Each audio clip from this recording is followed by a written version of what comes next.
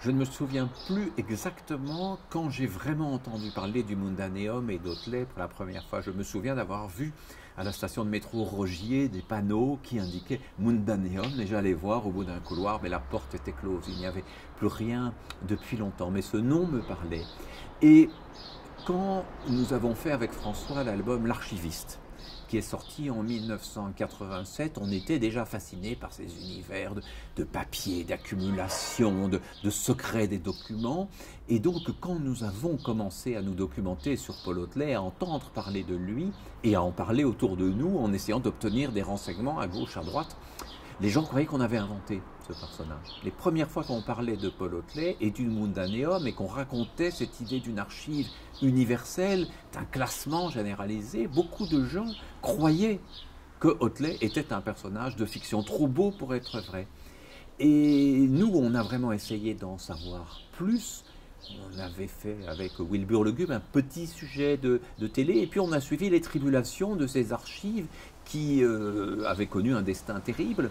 C'était une histoire qui nous touchait beaucoup. Et quand on a appris que la ville de Mons, et grâce à Elio Di Rupo, avait décidé de sauver ces archives, on a tout de suite été vraiment passionnés. On a essayé de voir ce qu'il y avait. Et évidemment, quand on nous a proposé à François et à moi de réfléchir à une scénographie, à une mise en scène de l'histoire du Mundaneum, on a tout de suite eu envie. D'abord, le lieu, Rudnimi, est magnifique, très attrayant, il avait quelque chose de la couleur d'époque, et puis surtout, c'était l'occasion de raconter cette histoire.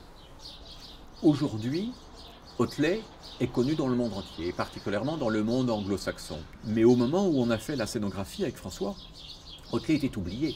Et cette histoire, elle était très largement méconnue. Les gens connaissaient 2 à 3 détails sur lui.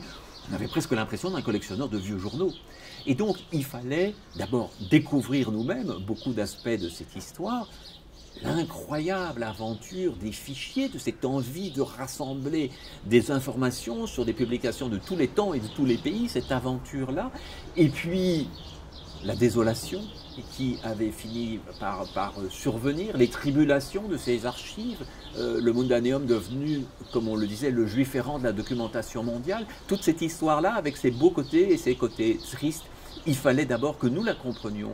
Et puis on a voulu la mettre en scène en s'appuyant principalement sur ces fichiers, qu'on était très très heureux d'avoir pu récupérer, en montrant que chaque fiche était une ouverture sur un monde, était un trésor, montrait aussi comment le rêve de la bibliographie et celui de l'internationalisme, celui du pacifisme se reliaient, comment ils intégraient des dimensions plus inattendues, sur l'affiche, sur la caricature, sur l'anarchie, sur le féminisme, dont Léonie Lafontaine a été une pionnière, toutes les incursions vers aussi une société 1900, le monde de la musique, l'introduction de Wagner, toute la richesse de cet univers, je crois qu'elle est très très importante par-delà la documentation amassée, car c'est ça qui donne le côté humain de cette aventure, c'est ça qui donne une dimension utopique qu'on ne voit plus toujours et qu'on a essayé de restituer.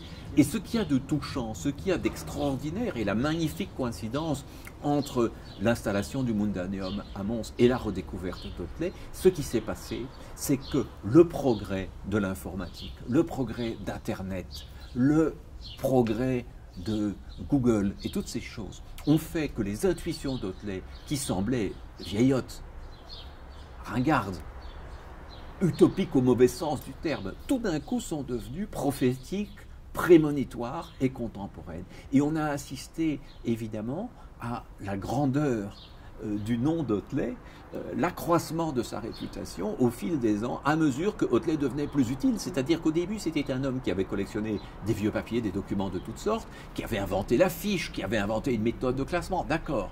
Mais ça appartenait quand même à un monde ancien. Et brusquement, dans cette histoire d'Internet qui était en train de s'écrire, le nom d'Otley est apparu de plus en plus souvent, et il est apparu comme celui d'un vrai visionnaire qui n'avait pas les moyens techniques de réaliser ses intuitions. L'ironie de l'histoire, c'est de penser que Otley, qui était un pionnier au XIXe siècle, porté par tous, est considéré comme un personnage désuet au XXe siècle, et que c'est au XXIe siècle qu'il va exprimer toute sa modernité et toute la force de ses intuitions.